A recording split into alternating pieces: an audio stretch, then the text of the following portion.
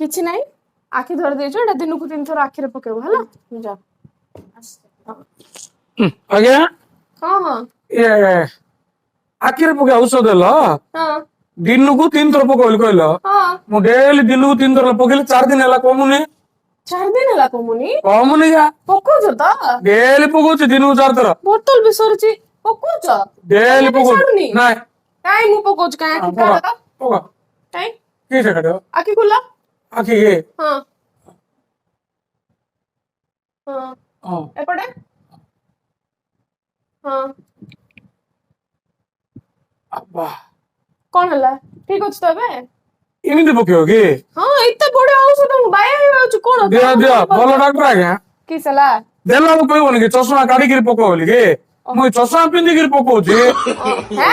ଆଉ ଚଷମା ଭଲ ପିନ୍ଧିକି ଲୋକ ତମେ ପକଉଛ? ଭାଇ ବଡ ଜାଟି ଗାଇନ୍ତି ଲୋକମାନଙ୍କ ପାଖରେ